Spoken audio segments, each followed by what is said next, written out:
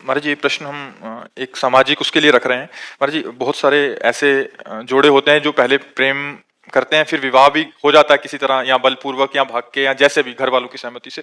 फिर क्या होता है आगे चल के, जब एक दूसरे के बारे में पता लगता है और फिर उनकी कमियां नजर आती हैं, फिर वो और ज्यादा धोखाधड़ी या और कहीं संबंध है उसके, या पहले भी संबंध थे, तो महाराज जी फिर इतना ज्यादा हो जाता है कि अब ना घर के रहे ना घाट के रहे। माता पिता की इज्जत भी दाव में लग जाती है अगर छोड़ते हैं, अगर पकड़ते हैं तब भी लगी हुई थी। तो महाराज जी ऐसे में बहुत सारे ऐसे दंपति हैं जो एक एक पक्ष वो दूसरे को समझा रहे हैं, बाद में जाके तो फिर वो मानसिक तनाव से बहुत गुजरना पड़ता है, फिर डिवोर्स केसेस और बहुत सारे लव मैरिज ऐसी वैसे जो हमारा शास्त्रीय विवाह है, बड़ा मंगलमय परिवार चला, कभी कोई एक दो की बात नहीं कह रहे। जो हमारी शास्त्रीय पद्धति है सनातन धर्म की, 10 बार लड़का और लड़के के परिवार का परिचय लिया जाता था जाके। गुप्त रूप से भी लोग जाते थे, आसपास व्यवहार में बैठे, भैया राम राम, ये पड़ोसी कैसे हैं आपके, तो वो सब पता लगाते थे। लड़की लड़के को तब देखती थी जब मंडप पे बैठा होता था, और लड़का लड़की को तब देखता था जब घर में पहुंच जाती थी। लेकिन आजीवन दोनों निर्वाह करते थे, खूब बढ़िया संतान, खूब परिवार। लव मैरिज करते हो, डिवोर्स की बात करते हो। लव मैरिज किसे कहते हैं? प्यार। अगर एक बार तुम्हें प्यार करके स्वीकार किया तो आजीवन तुम्हारा निर्वाह करे, फिर किसी और की तरफ ना देखे। नहीं, गांव में डिवोर्स, अरे शाम तक पति पत्नी में अगर दिन सुबह लड़ाई हुई तो शाम तक फिर खा पी के बिल्कुल डिवोर्स शब्द कहा है सर। एक दो बातें अगर एक दूसरे के प्रतिकूल हो गई तो शाम तक फिर एक हो गए, उसमें कभी ऐसा नहीं। घर परिवार में या बहुत मायके 2-4 दिन हो गई बस पिया। मायके की दोस्त देती है, चली जाऊंगी मैं, जाती नहीं है शाम को फिर। नहीं, बड़ा प्यार में जीवन हमने तो देखा है। गृहस्थी में हम किसान के घर पैदा हुए तो गांव का हमने जो माहौल देखा है, बड़ा प्यार भरा जीवन था यार, बड़ा प्यार भरा जीवन। आज प्यार का खुला छूट है तो उसी की दुर्दशा हो रही है। अगर हम कह रहे हैं मान लो गड़बड़ी भूल चूक हो गई बच्चापन में, तो फिर ब्याह के बाद गड़बड़ी नहीं होना चाहिए। अब क्या होता है, बच्चे बच्चियां खुली छूट, मनमानी आचरण, जैसा मना वैसा। तो ब्याह में बंधन में बंधने के बाद भी खुली छूट, वो उधर वो उधर उधर, तो सब गृहस्थी। थोड़ी सी प्रतिकूलता मिलने पे फिर उसकी याद आएगी, फिर वहीं जाएंगे। हाँ, वो सब बड़ी मर्जी प्रश्न आते रहते हैं बहुत सारे। हाँ, अब ये ऐसी समस्या है कि बिना धर्म का आश्रय लिए इस समस्या का समाधान नहीं हो सकता। हमारे शास्त्र जो भरे पड़े हैं, देखो कितना प्यार भरा जी। अरे भाई, अपने पति की आराधना करके भगवान को 6-6 महीने के बालक बना दिया अनुसुईया जी ने। जब परीक्षा लेने गए ब्रह्मा विष्णु महेश, तो 6-6 महीने का बालक बना दिया अनुसुईया जी ने। जल लिया हाथ में, कहा मन वचन कर्म से अपने पति को भगवान मानती हूं, तो मेरे पातिव्रत धर्म से प्रभावित होकर तुम तीनों भगवान 6-6 महीना हो गए। वो हमारा भारत देश है जहां अपने पति के बल से भगवान को 6-6 महीने के बालक बना दिए। यहाँ boyfriend girlfriend live in relation, ये भाई। लेकिन आप खुद देख लो कि आप लोगों के चरित्रों का परिणाम क्या हो रहा है कि लव मैरिज करने के बाद, माता पिता परिवार का त्याग करने के बाद तुम्हारे पास जो लड़की आई है उसके साथ तुम कैसा व्यवहार कर रहे हो, या जो अपने परिवार से द्रोह करके लड़का तुम्हें जो समर्पित हुआ उसके साथ कैसा व्यवहार हो रहा है। दोनों का अगर प्रेम विवाह हुआ है तो हमें लगता है आजीवन क्यों नहीं होना चाहिए, क्योंकि पसंद से हुआ है। लेकिन वो प्रेम विवाह प्रेम के लिए नहीं हुआ था, वो काम के लिए हुआ था। जब काम की पूर्ति में बाधा पड़ी तो इधर उधर फिसलने लगते हैं, फिर पूरा परिवार नष्ट हो जाता है। तो हमें लगता है हमें धर्म से चलना चाहिए। जी, पहले क्या करना चाहिए कि अब अगर कुछ नहीं ऐसा हुआ तब क्या जिम्मेदारी है, या हो गया है प्रेम विवाह फिर क्या जिम्मेदारी है? देखो एक बात बताएं, जब कैंसर हो जाता है ना, तो चाहे जितने कीमो लगवाओ और चाहे जितना बड़ा ऑपरेशन करो, वो 1-2 साल में धोखा फिर दे ही देता है। नहीं दे देता है। ये कैंसर की तरह बीमारी है काम। 1-2 साल बाद जब आपको उसकी याद आएगी तो आपको मन यही कहेगा कि इसमें सुख नहीं है जो उसमें सुख था।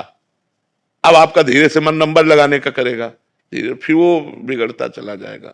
चंचल मन संभालना बड़ा कठिन है बिना अध्यात्म के। अवसर आने पर दोनों फिसल जाओगे। इसलिए हमें लगता है कि हमारे धर्म से चलना ही ठीक है।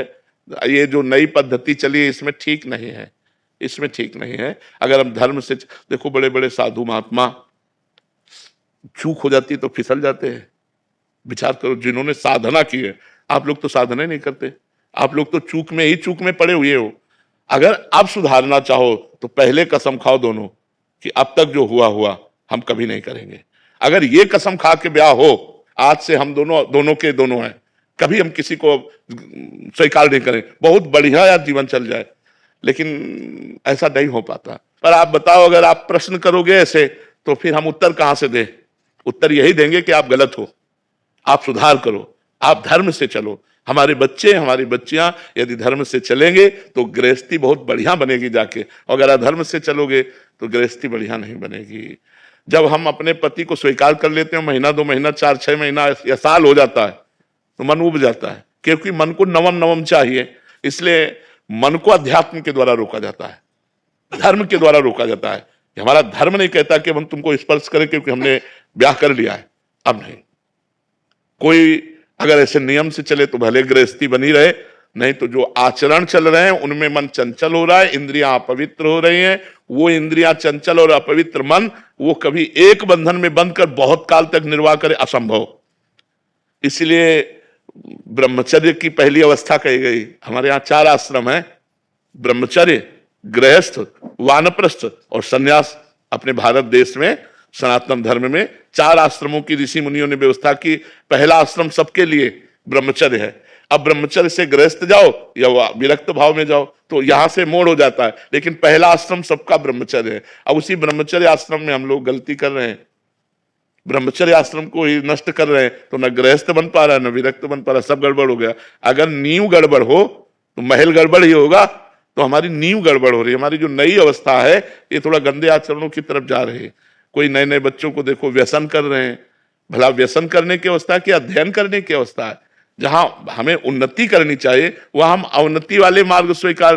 कोई गलत आचरण अगर हमारे ना हो बचपन से लेकर के 25 साल तक, तो हम अच्छे विद्यार्थी बन सकते हैं। हम अपनी समाज सेवा के लिए किसी भी पद में जाएंगे, हम बहुत अच्छे बन जाएंगे। अब जब आप शुरू में ही नशा और व्यभिचार आदि दोष स्वीकार कर लिए तो आपकी जो नींव थी वो खराब हो गई। आप किसी भी पद में जाएंगे तो आप भ्रष्ट होंगे, आप उन्नतिशील नहीं होंगे, आप इधर उधर दृष्टि डालने वाले होंगे, आप घूस लेने वाले होंगे, क्योंकि आपका स्वभाव बन चुका है व्यसन करना, व्यभिचार करना। तो व्यसन और व्यभिचारी को अर्थ की अधिक आवश्यकता होती है। तो आप उसे अर्थ चाहिए, चाहे धर्म से मिले चाहे अधर्म से मिले। जो व्यसन रहित है, व्यभिचार रहित है, वो धर्मात्मा पुरुष प्राण त्याग सकता है लेकिन अधर्म नहीं कर सकता। आज ऐसे मिलना बहुत कठिन है जो धर्म के लिए अपना सर्वस्व समर्पित। हम इसीलिए आर्मी के जवानों को सबसे ज्यादा आदर करते हैं, क्योंकि हमारे राष्ट्र की सुरक्षा में ईमानदारी से प्राण समर्पित करने वाले ये जवान हैं।